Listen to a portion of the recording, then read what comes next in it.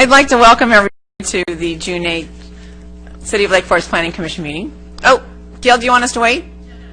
Oh, come on, Gail. All right, so we will call this meeting to order without Gail Ackerman, see how we do. And we're going to call on Commissioner Tom Ludden for the pledge.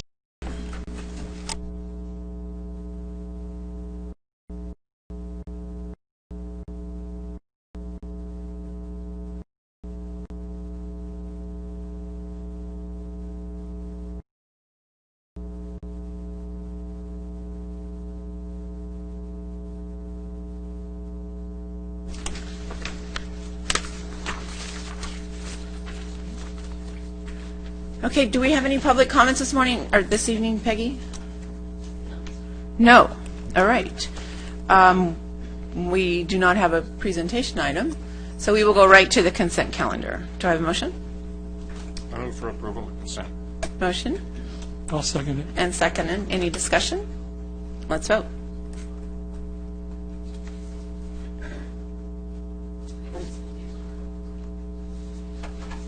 Motion carries unanimously. All right, so we are going to move right into our first item. So our planning manager. Thank you, Madam Chair, members of the Commission. This is a site development permit for Avila's El Ranchito, and we have a report tonight from Jennifer Manser. Good evening, Chair and Commissioners. This item is a site development permit for the existing Avila's El Ranchito restaurant located at the Forest Ridge Plaza. As you may recall, the item was heard by the Planning Commission in a public hearing at the April 13th meeting. The project is an amendment to a 2015 approved site development permit to remedy zoning violations at the existing restaurant building. That project legalized the existing outdoor patio areas, relocated an electrical transformer, and approved building facade modifications that are in compliance with the city's regulations and design guidelines. The proposed amendments, as were discussed at April 13th, included maintaining the location of the existing transformer, thereby reducing the outdoor dining area, creating a roofed grease container structure, and adding a new covered awning over the outdoor patio area. During the Planning Commission meeting, the restaurant owner stated he didn't want to construct the freestanding awning in the outdoor patio area that was shown on his submitted plans. The Planning Commission continued the item to this meeting to allow the applicant time to revise his plans to reflect the changes he discussed. The applicant has revised his plans, and he's replacing the canvas awning that was previously located over a portion of the outdoor patio area with a new maroon standing seam metal cover over the entire length of the patio area. In accordance with the building code regulations, a portion of the metal cover will have a 1-hour fire rating, and at the end of the patio cover along the property line, there will be approximately 12-foot tall stucco wall that will be attached to the metal cover. This additional revision to the project is minor in nature and will not negatively impact the overall aesthetics of the project. Overall, this project represents an aesthetic improvement over the currently unpermitted existing architecture of the building and is consistent with the intent of the design guidelines. Accordingly, staff recommends adopting the resolution approving this project as revised. This resolution will rescind the original 2015 site development permit for the project. The restaurant owner and the architect for this project are in the audience tonight, and I'd be happy to answer any questions you might have about these revisions. Thank you. Thank you so much, Jennifer. Does anybody have any questions of staff on this item? Okay, so do we have speakers tonight? Thank you. Sal Avila, our applicant. Thank you. What I wanted to do, I want to thank Mr. Avila, just for the record, because we need to have it recorded, your name and city of residence. My name is Sal Avila, and I live in Lake Forest. And I just want to thank the staff for being so helpful with me. Finally, we came to a conclusion. They worked really hard, and I really appreciate that. And I hope you approve the plan. That's all I have to say. Does anybody have any questions of the applicant at this time? Sal, you're all good with it? Excuse me? You're all good with it, I'm right? good with it, Okay. yes. Good. Good. Everybody's good. All right. I bet we have some speakers. More? All right, thanks. And just know that we might call you back up. For sure. I'm Thank here. you. Thank Bruce Osborne.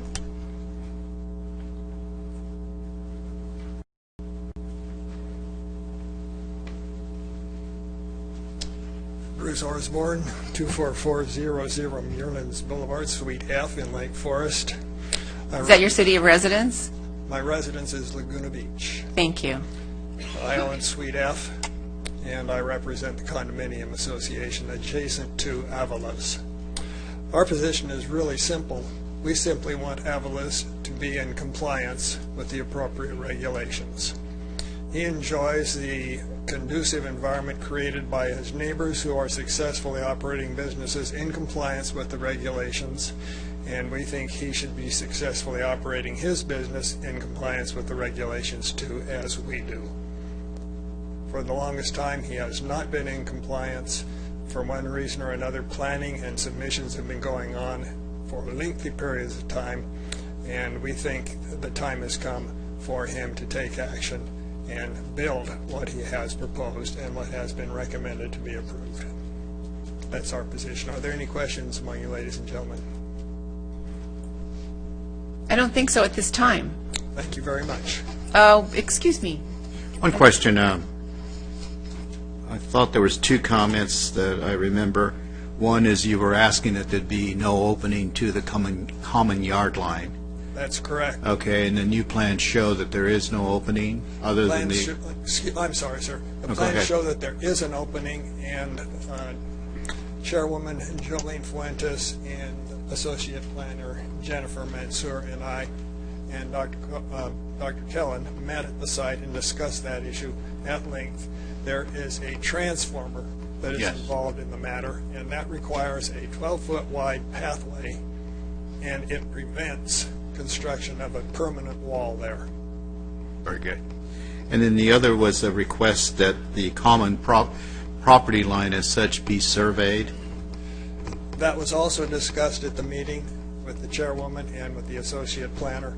If Mr. Avila is comfortable with my finding of the property line, then there's no reason to resurvey it.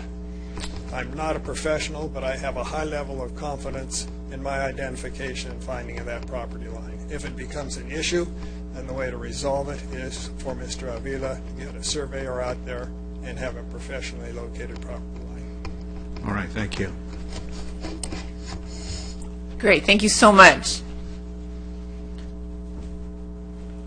Another speaker? Robert Wheeler.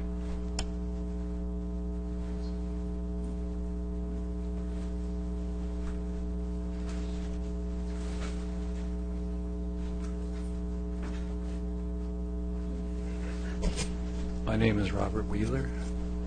I live in the city of Lake Forest. I'd like to just say that I also own a suite in the same building condominium that Dr. Osborne does and Dr. Kellen does. And I'd like to echo all the things that Dr. Osborne just said. For years and years and years, it's just no one's taken the time to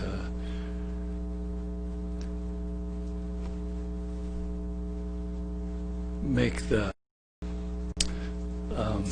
property be in compliance with the city ordinances, and it seemed like that was going to happen with the latest round of things that were requested by Mr. Avila in April. So I'm happy we're going to bring the property into compliance, and I think everyone's looking forward to that. So that's all I have to say. Thank you very much, Mr. Wheeler. Peter Kellen.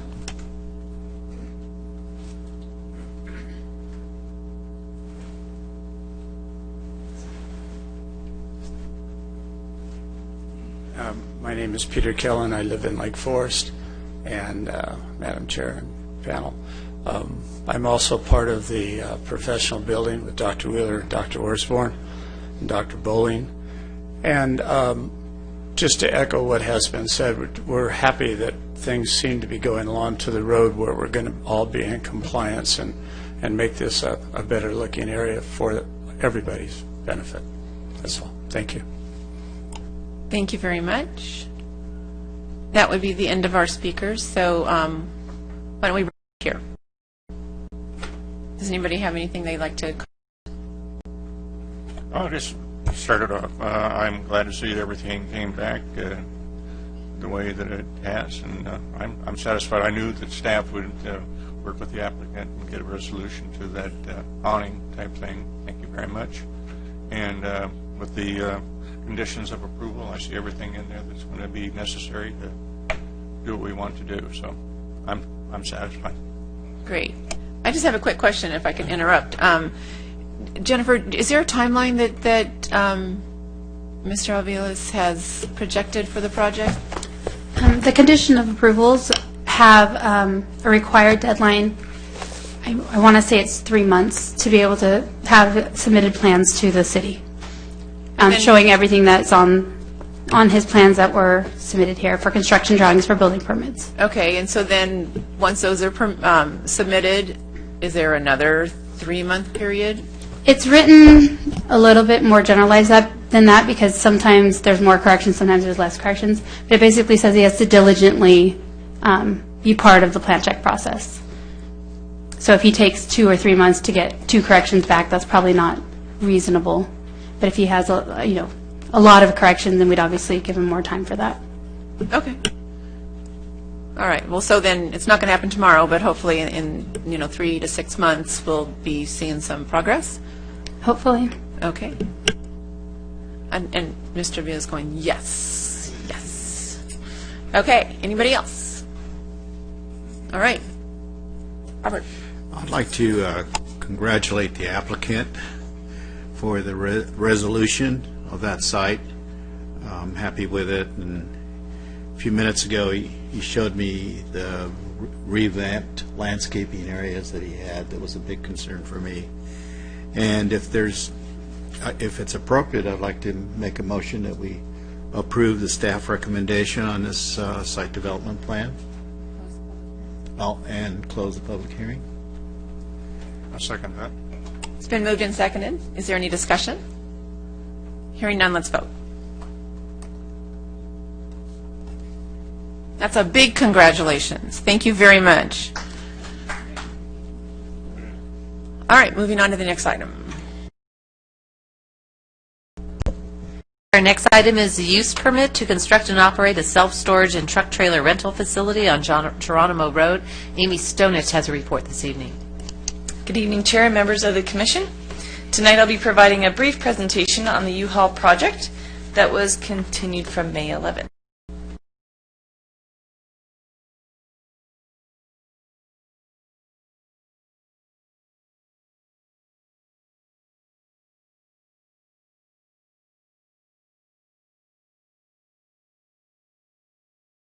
To the west and east, and industrial uses including a lumberyard to the south. Just a brief overview, the use permit 11154854 is proposed to construct a new U-Haul self-storage and truck trailer rental facility at 25290 Geronimo Road.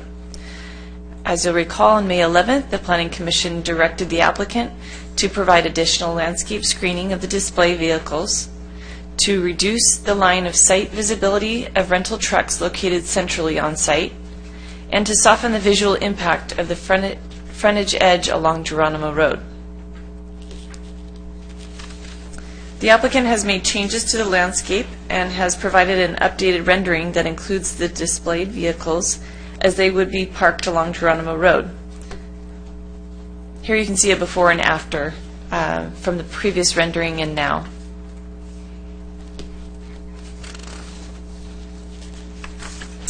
Landscaping has been revised along Geronimo Road to include a new 3-foot hedge consisting of thundercloud hedges and regal mist pink molly grasses. The trees along Geronimo Road were also improved. You can see here that's the location of the thundercloud and the pink mishmully. Then the trees located at the corner were changed out. The Desert Museum was replaced with Columbia, which is a London plane tree, as the entry enhancements, which are intended to soften the edge at Geronimo Road. This is a more robust tree that will soften that edge. The crepe myrtle trees were also increased in size from a 24-inch box to a 36-inch box. This will help to screen the vehicles while still allowing visibility onto the site. The photo shows a general size difference in trees as they are in boxes. The light industrial design guidelines, the intent is to encourage the development of projects that are located, designed, and/or screened to minimize impacts to nearby residential properties.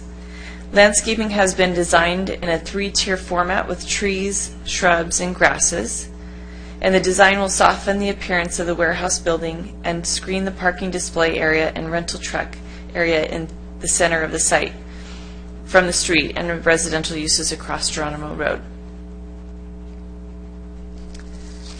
With that, staff is recommending that the Commission find it exempt from CEQA, approving use permit 1115-4854. I would also bring your attention to a few documents that are on the dais before you. We did receive some input from the public.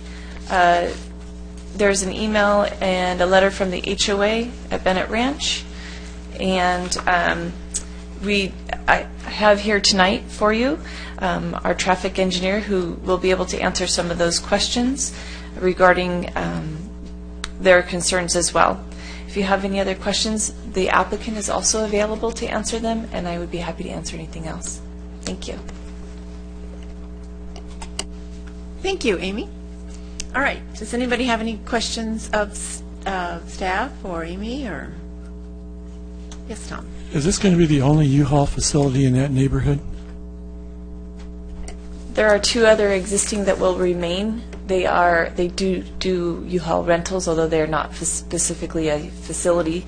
This facility is a self-storage in addition to the rental trucks. The others are not self-storage U-Haul owned. Do any of them share common ownership? I would direct that question to the applicant more specifically. Thank you.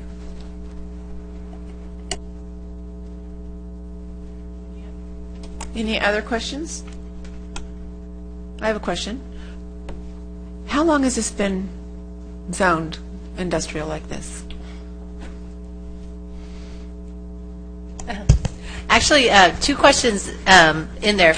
The property, the entire area that was shown on the photograph has historically been industrial. Almost, that's where the city of Lake Forest, or old El Toro, the city center was in that location, the original schoolhouse. There were a number of industrial uses there.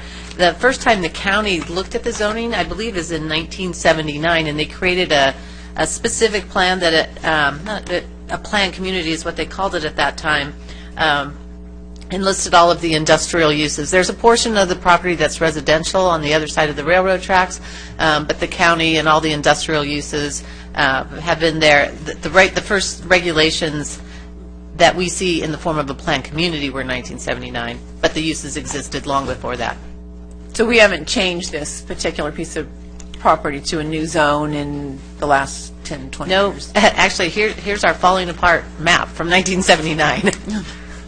Oh, thank you. All right, hearing no other questions, be on hold there. Do we have speakers tonight? Jim Lorimer.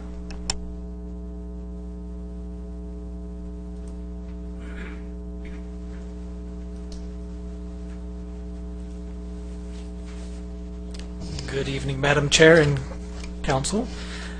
I am Jim Lorimer, Phoenix, Arizona, and representing the owner. With me today is the architect and the local U-Haul representatives who can answer any questions regarding architecture and the business plan. So I'll keep it brief as well. Amy touched on all of the bases. We went back and we increased the landscape.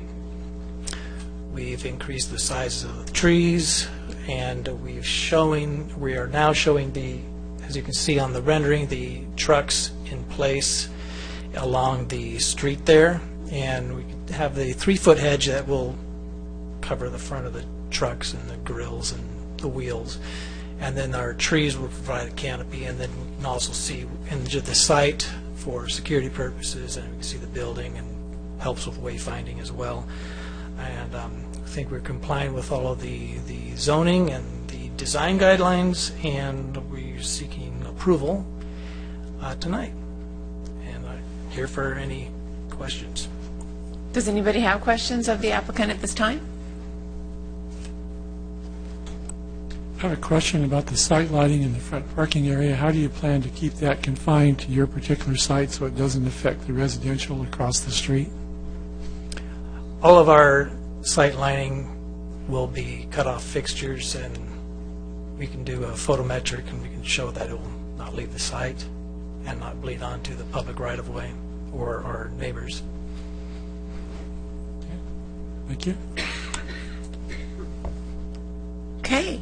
I think we don't have any more questions at this time, but we probably have another speaker. Thank you, Mr. Lormer. Ken Carroll?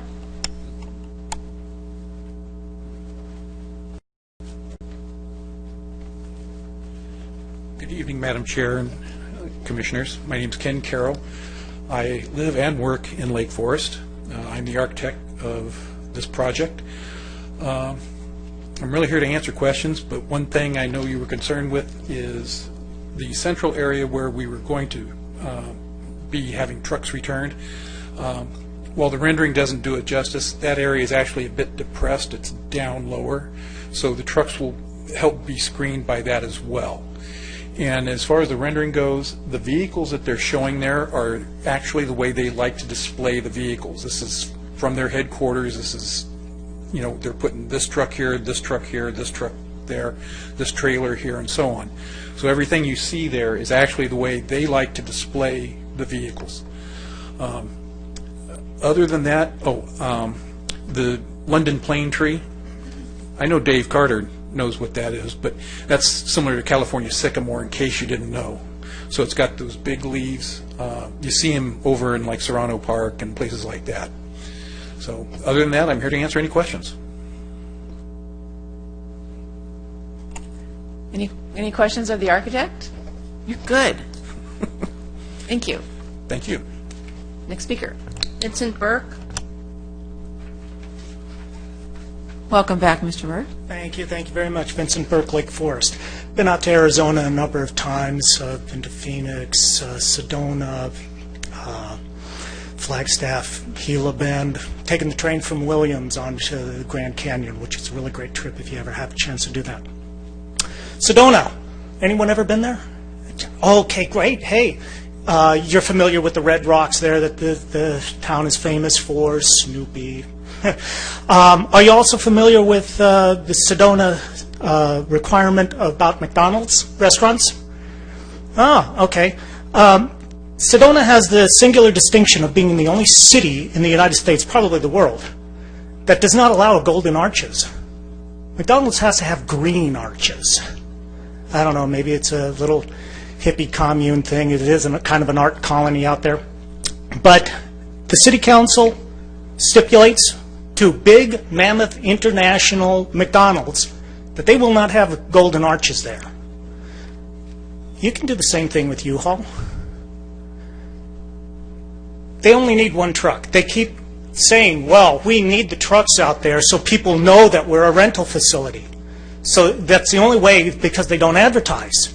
Okay, when I rent from U-Haul, I look in the yellow pages. I go online to find out where the local U-Haul is for rentals. I don't need to go by, pass a place and say, oh, look, they rent. All they need is one vehicle of appropriate size on an elevated platform, either at the corner of Geronimo and Orange and Geronimo, or near that entrance, as you can see there. The rest of those vehicles, move them further back, have your display, that's fine, just not along the street. That can be customer parking right there. We get it. You know, I know this is just little Lake Forest and we're not as sophisticated and cosmopolitan as folks in, Phoenix. But when you have a sign up there that says U-Haul, U-Haul, rentals, yada, yada, we'll get the idea.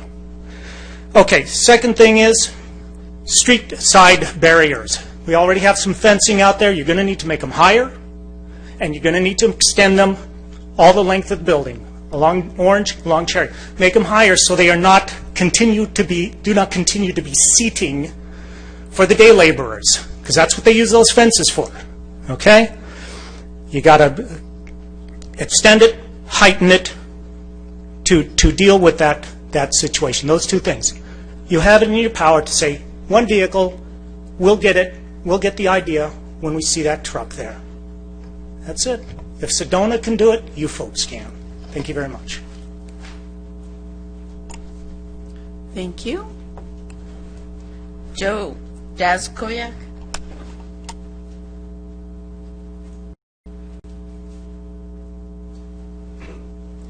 Good evening. I'm Joe Jaskowiak from Lake Forest. I live in Bennett Ranch, and you mentioned the letter that was sent by the Homeowners Association to the City Council. I'm going to read it briefly here.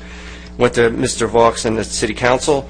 The Board of Directors for Bennett Ranch Homeowners Association, which represents 354 homeowners located adjacent to the proposed U-Haul facility on Geronimo, wish to share with the Council the same concerns we're expressing now at the Planning Commission prior to the June 8th meeting. While the Bennett Ranch HOA is desirous of seeing the current blight of the dilapidated old nursery facility addressed, we do not believe that the proposed U-Haul facility is the proper use for this area. While we recognize that this property is zoned for commercial use, this property is located adjacent to large residential communities, and a U-Haul facility would create an intensified use of not conductive or conducive to the residential area. There are concerns not only about the aesthetic impact of a three-story building, but also the concerns of traffic, parking, noise, and the increased day labor activity. We can be of any assistance in clarifying your concerns. There's numbers there we can contact or an email address, and the HOA would appreciate to be kept in a loop on this issue. Now I have some of my own comments about this. We have enough problems in Bennett Ranch regarding parking due to overcrowding in the area, with trash being thrown on the street and the sidewalks, noise, people constantly parking their commercial vehicles for over 72 hours out in the street, and a building that's a three-story facility for rental and storage is only going to add to these problems. And also the picking up and returning of trucks and the dropping off and picking up of storage material will cause greater traffic problems because more vehicles will be trying to park on the streets that are close to the facility, and these streets are already crowded with parked cars. I personally have difficulties getting to my mechanic, Golden Wrench, right on Orange, getting in and out of his driveway, because every time I go there, maybe every 3 or 6 months, I can't see a damn thing when I'm trying to make a right or a left-hand turn because all the cars that are there currently. This is just going to add to the problem, okay? The other problem is that some of the people might try to store their rental vehicles in Bennett Ranch or any of the adjacent communities. Last summer, we had an 18-wheeler U-Haul truck across the street from my house that was there for overnight and maybe 8 hours during the daytime before somebody finally moved it. And no one was going to move out of any house in that area. So that can happen again as far as I'm concerned. So just a couple other quick questions or thoughts. So if all of the other buildings are one story, this three-story building, in my opinion, is going to stick out like a sore thumb. And the other question is, why can't this be built on Front Street where they already have their own facility instead of out in an area that's going to cause more problems with the parking? The City of Lake Forest opened up areas to park on Orange in the last year or so, okay? This is going to just wipe that out completely. It's not going to help anything. So anyway, I just want to thank you for your consideration, and that's all I have to say. Thank you. Janet Sims?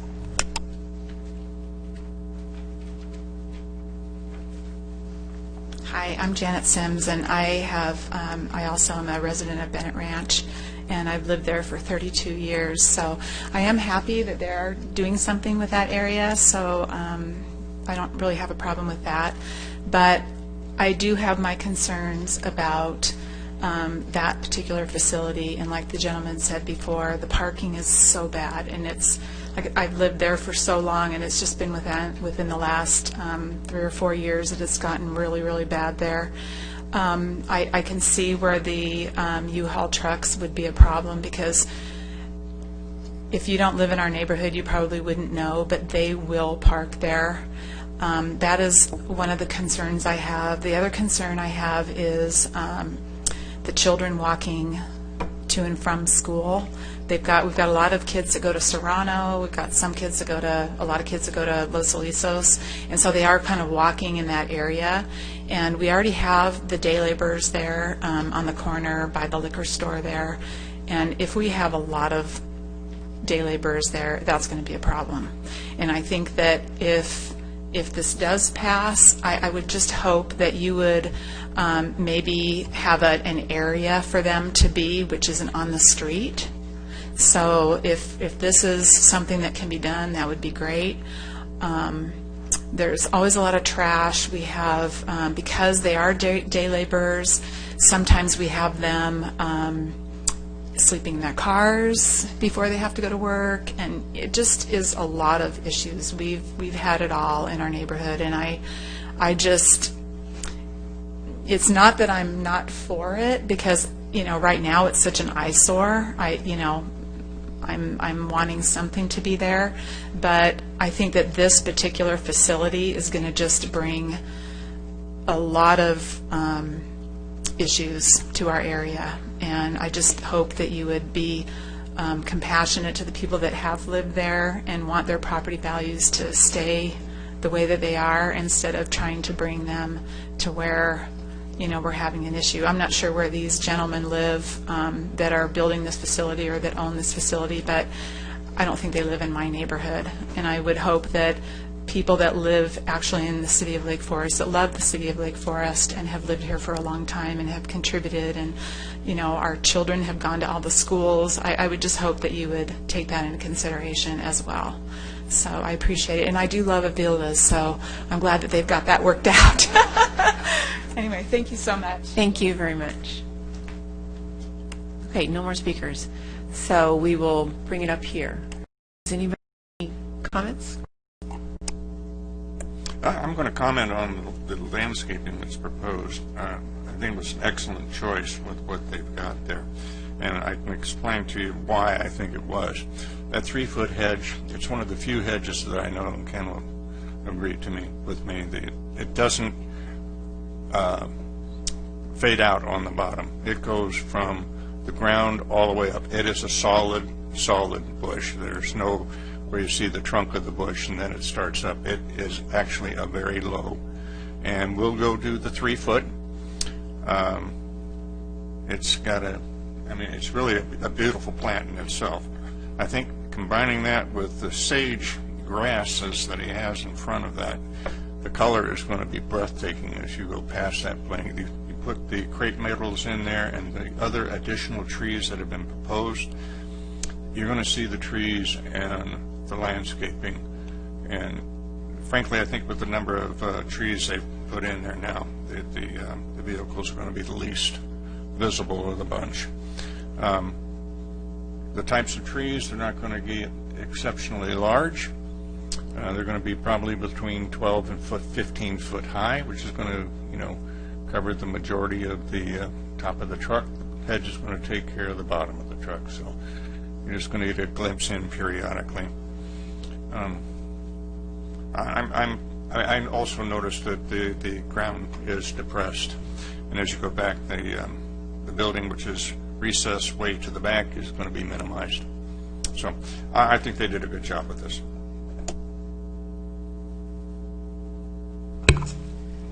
I agree with my fellow commissioner. I think the building is fine. I think the parking lot is fine. The landscaping improves a lot of the situation.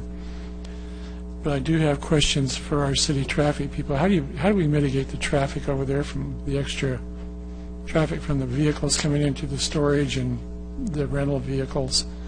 How do we deal with that on the street? How do we deal with the parking? And I guess I'll have another question in a minute about how we deal with the day laborers. In terms of mitigation, I mean, the site is appropriately self-parked for our standards, so we do not anticipate a lot of vehicles needing to park off-site associated with the use. As with any use that would go there, obviously we're going to see an increase in traffic over the current condition, which is basically zero. We had some internal discussions. We did a little review of the collision history out there, and everything is within expected limits. So we don't see any particular issues that we think would be significantly exacerbated by this use. We talked a little bit about perhaps having the owner direct people with their trucks to kind of go back around to Cherry so they could use the signal. A little bit more protection for vehicles turning kind of away from the facility and also entering the facility, so we hopefully take away some of the potential conflicts at Orange where everything is permissive turns there. That was kind of our general analysis. I'm not sure what else you might be looking for. Are you going to allow left-hand turns into that facility? Directly? No. The only there's the one right-in, right-out driveway on Geronimo, and then the full access driveway on Orange. So all the turn movements would be on Orange, similar to all the other businesses on Orange. But again, we would hope they would push towards recommending some of their customers, with the trucks that they're coming back, perhaps use the signal at Cherry and just kind of come around the back way to kind of takes away that potential conflict at Orange. Okay. So you don't see any other issues with that in terms of the number of people coming in and out of the storage facility, bottling up the traffic, or even trying to turn right? I'm not as familiar as I might be with storage facilities, but the ones I go by and look at it, I guess I don't typically see, a huge crush of vehicles at any given time. It seems to be kind of an in and out over time. Obviously, the weekends will be a little bit busier with the moving vans and things like that, but I don't anticipate that. Again, being self-parked, I think, is a huge aspect of this to make sure that there's a minimal impact on the side streets. Maybe I could ask the owner, how much activity do you see coming in and out of that large storage facility? Because that's a huge storage facility.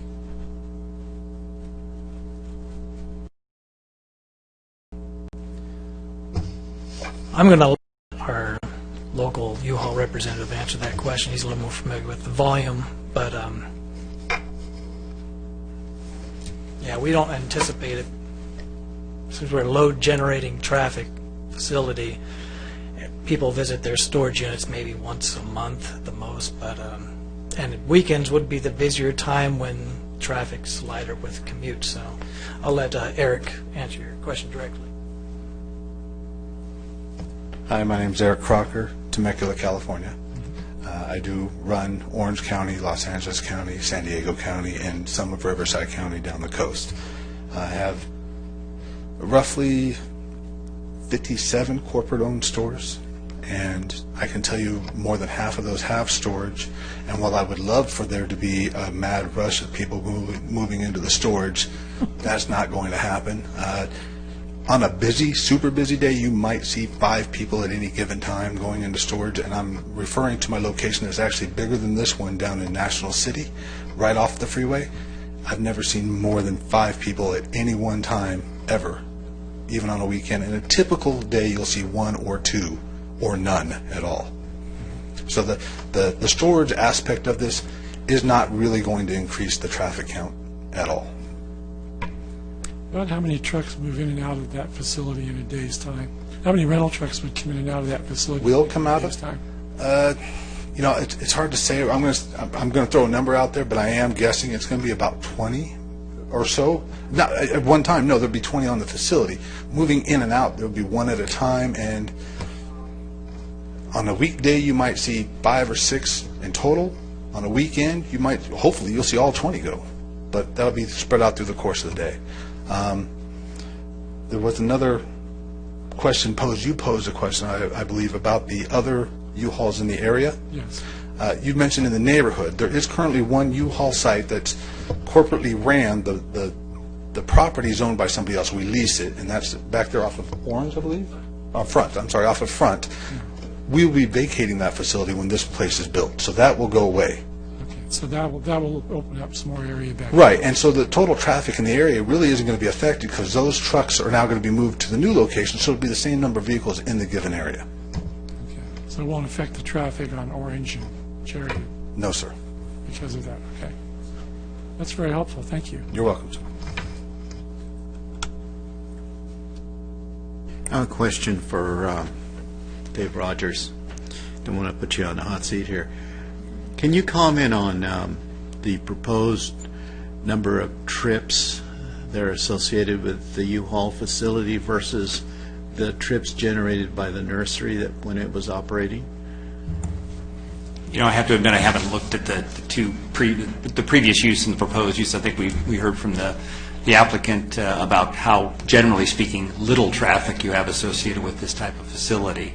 Again, unfortunately, I don't have the information from the nursery facility in front of me. If Amy has it, I'd be happy to go over it with her. But I would speculate there would be very few uses of any kind that would seemingly generate fewer trips than what we're seeing here with this proposed use here. Even if you count the trucks in and out and the handful of employees and at maximum, 5 or so people in the storage, like I said, I'm trying to imagine in any other scenario what type of use there would generate less traffic than that. So I would have to believe that even a commercial nursery, when on a regular basis that existed previously with all the, the landscapers coming in and coming out, the total would have been in excess of what they're describing here. So without having all the numbers in front of me, just based on my experience, it would suggest that it's probably at least neutral, if not a reduction in traffic compared to what it was with that nursery. All right. Thank you.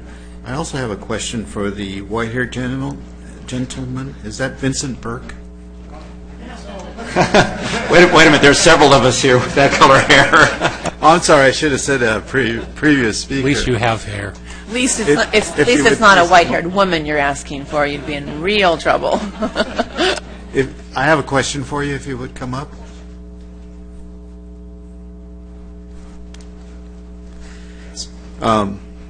Just to tell you, Orange, in the coming days and months, is going to be one of my pet projects. Uh-huh.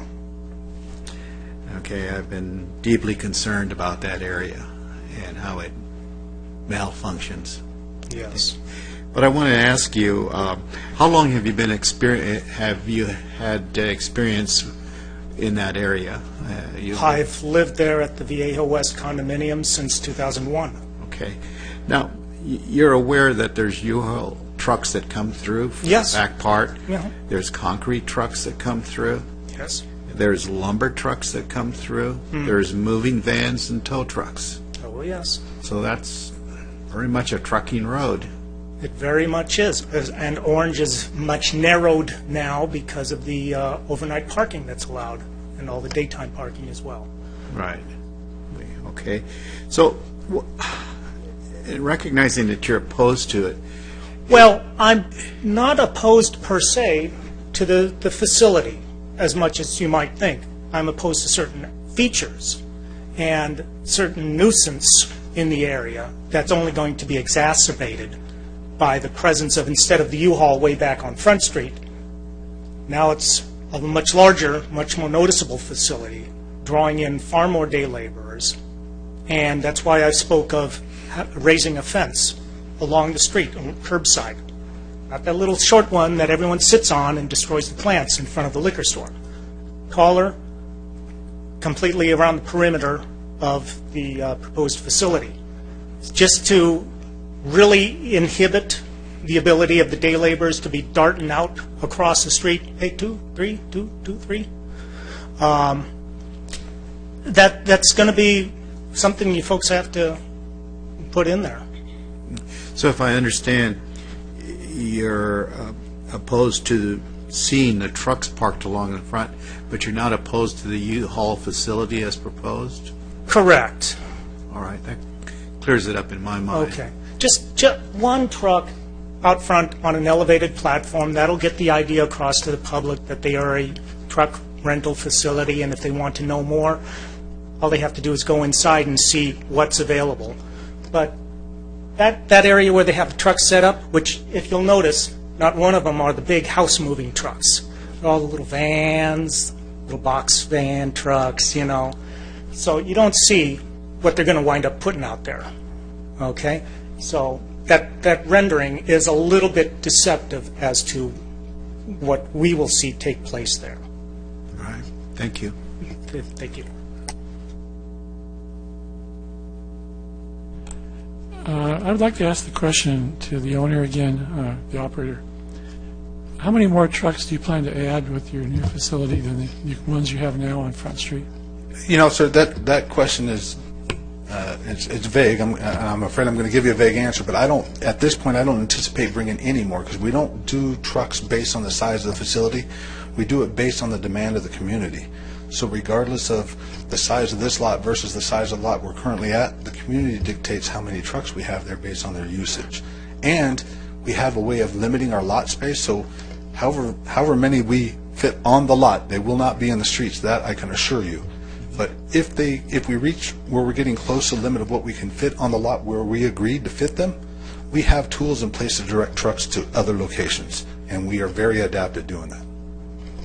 What type of things do you plan to do to deal with the day laborer situation so you can get a big congregation out in front of your facility? Well, I will assure you we'll keep them off of our property. That's the extent of my reach. If I could, I would keep them off the sidewalk. I'd keep them away. I have no interest in having day laborers at my facility, contrary to belief. They don't do anything for me. They don't promote my business. So I have, in fact, a lot of times you'll find them with their own trucks around the corner trying to divert my business. So if I had my druthers, they wouldn't be there at all. I would like, if you would allow me, I would like to address Mr. Vincent's concerns regarding the fence and the day labor. I know that there's currently a fence around that property, but as you'll see, we have no intention of having a fence, not even a short one for them to sit on, which gives them no place to sit. Even a fence, I'll tell you from other facilities that I have that have fences, they hang their bags, they hang their lunch pails, they congregate, they'll lock their bikes up there so they can go do business. You actually promote the day laborers by having a fence. By not having a fence, we're actually not promoting. We're not giving them a place. And if they start trampling over my landscaping, there will be a bigger issue. I appreciate that. Thank you very much. You're welcome.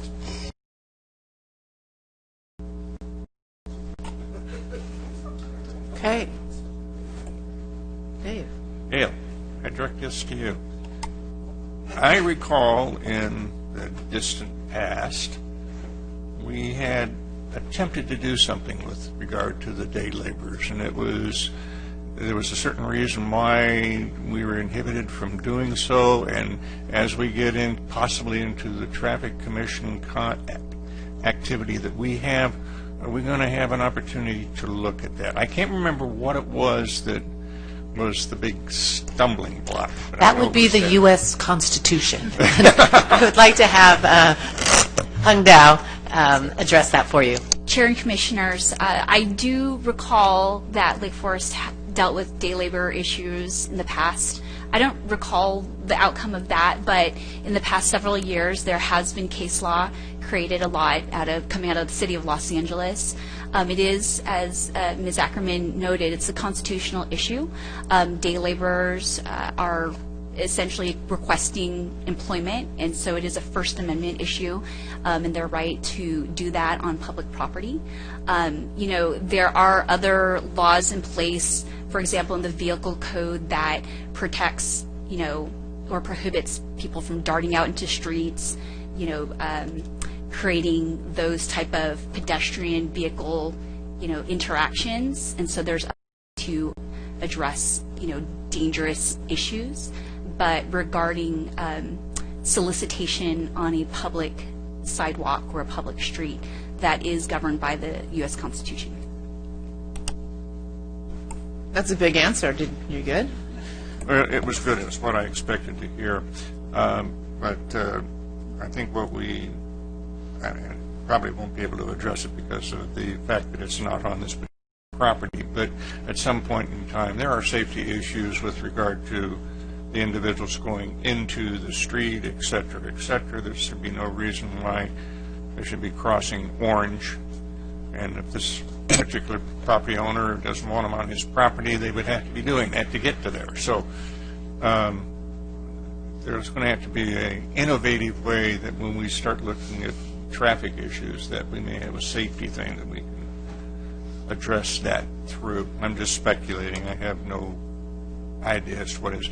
We can't remove them from it, and I know we learned a long time ago.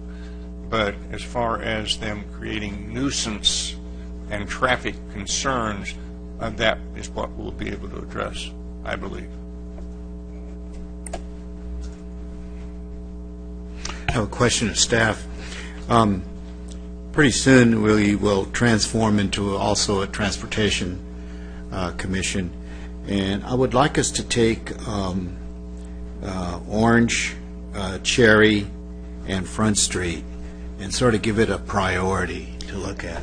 Shall we just stay on this item for the public hearing? Well, And maybe bring that up in the end? Thank you, but we did discuss day labor. And I was a little concerned about it, Right. and I didn't say anything, so I'll say that too. We can bring it up under public comments. Correct, thank you. Our comments. So, any more questions or comments of commissioners? All right, is there would anybody like to close the public hearing? I make a motion, we close the public hearing and bring it back up here, and we approve staff's recommendation. Second that. It's been moved and seconded. Is there any further discussion? Hearing none, let's vote.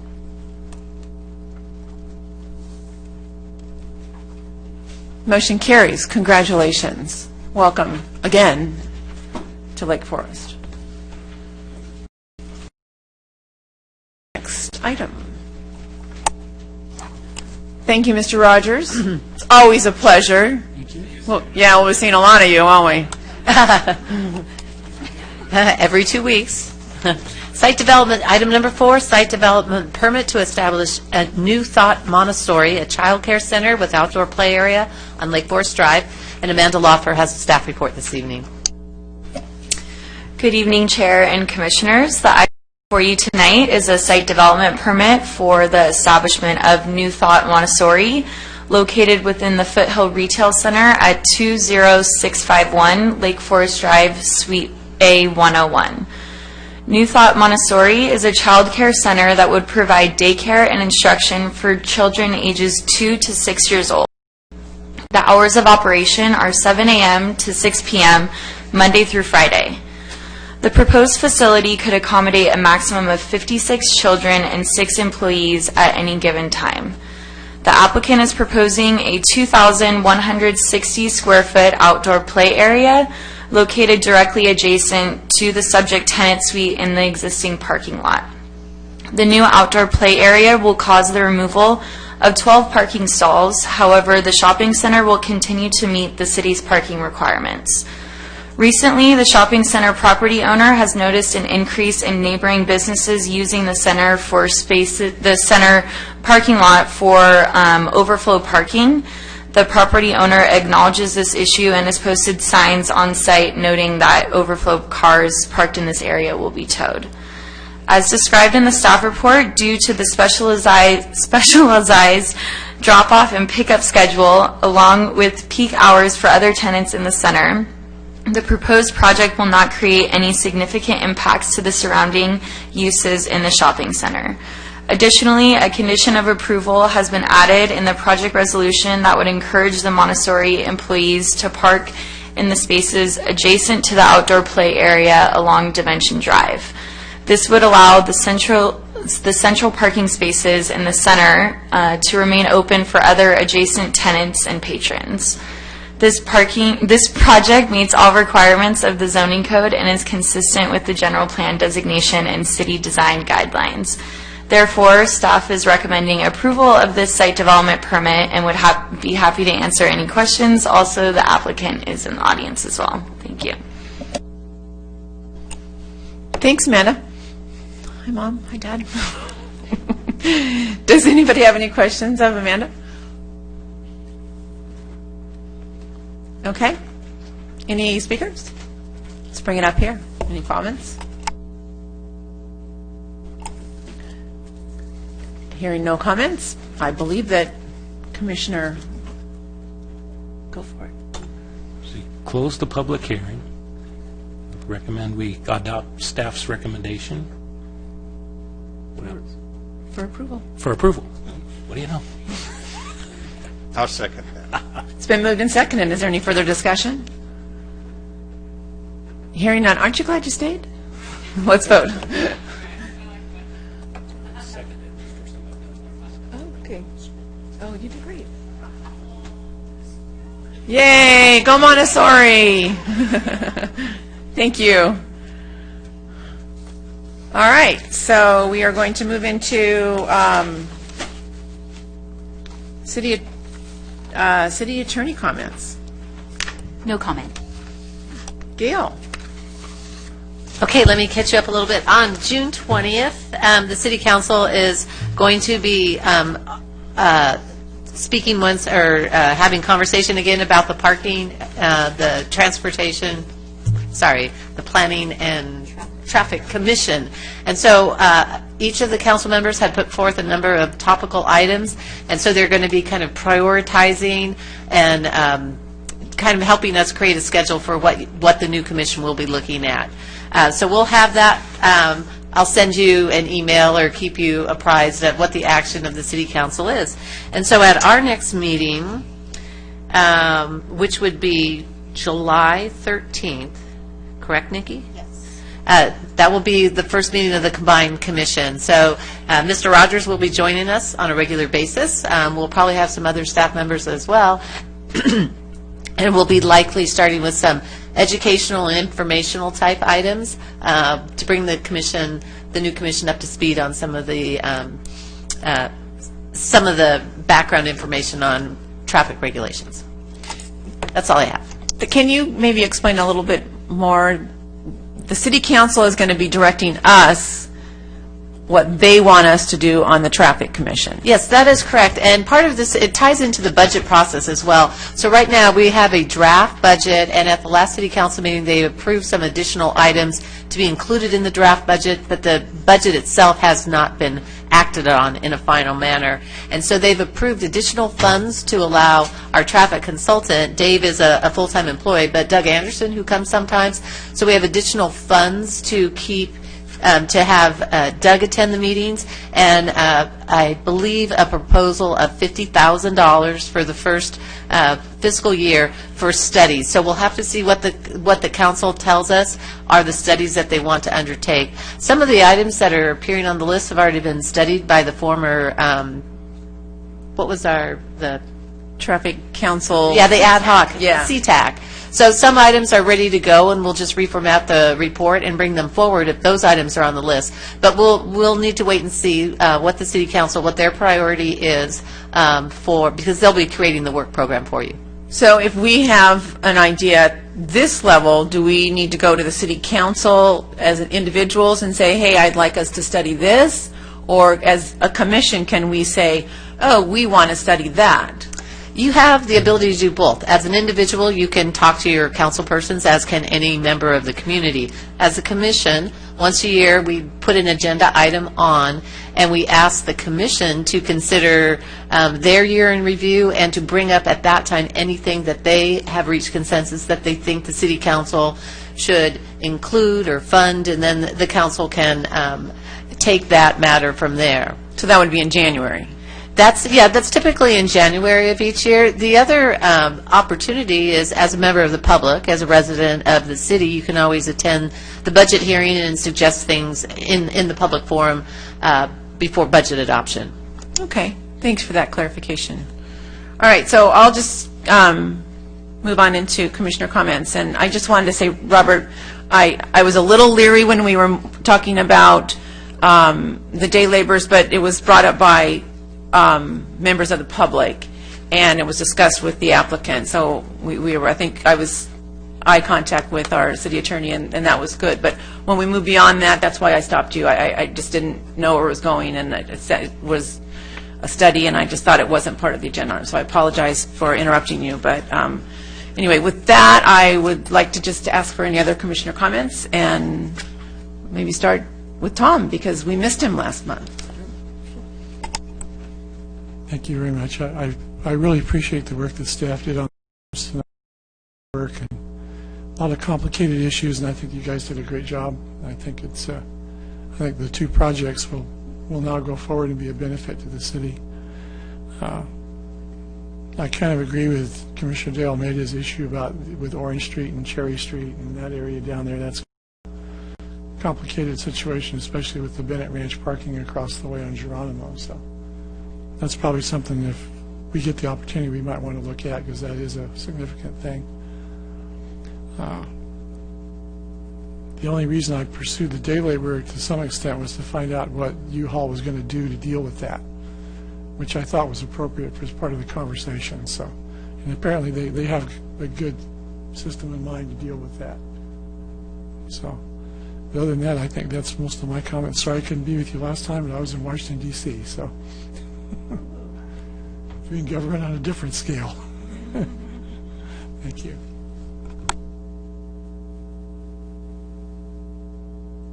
Okay, I'm not going to step all over Robert's deal. I'll let him jump in on that. But when it comes down to certain things, oh, by the way, I will be on vacation, not be able to attend from the July 26th meeting, I believe it is. It's 26th or the 27th. I will be out of town, so I won't be here. Two things when we start looking at the traffic. One of the things we can do and request that there be some enforcement efforts done in this particular area to ensure that we're not having the day laborers who have a legal right to be where they're at, according to the Constitution, but they don't have a legal right to jump in front of cars. There can be we can send out cycle patrol or whatever have you on a reoccurring basis, or make that recommendation that they go out and actually enforce traffic situations there with regard to day laborers stepping into the street, whether it be Orange or Geronimo. Next, with regard to the traffic concerns, the one thing I absolutely despise are these little sticks that formulate a turn pocket. I think they are probably the most aesthetically unpleasing thing we have in our repertoire. And if at all possible, when we get into the traffic for review, the simplest one we can go on is where we've already got a traffic thing in place to see whether or not we can put something more permanent in that particular location. I can think of two locations that we have that, one being on Trabuco and the other one being on Rockfield. If there's others, I'm not aware of them, but I won't like them either. Orange sticks, I don't like orange sticks. No. I think that's about all I've got. Had a great weekend. I hope everybody else did. I'm looking forward to another one. Yes, I'd like to thank staff. You guys did a really good job. We took two projects that needed some improvement, and I'm personally very happy with the two solutions that came out of that.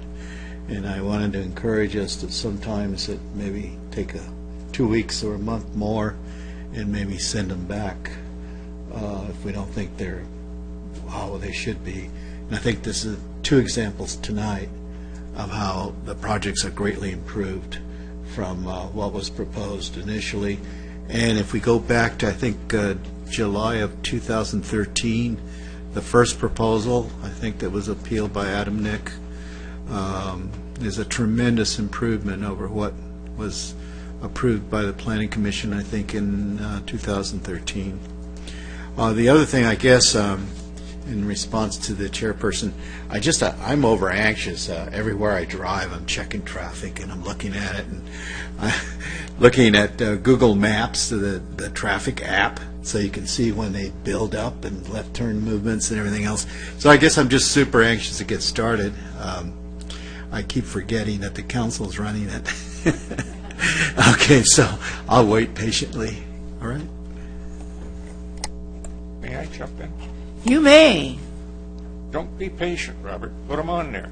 Let's request that we look at Orange and Front Street and the parking situation that is in that particular area as a major concern that we have.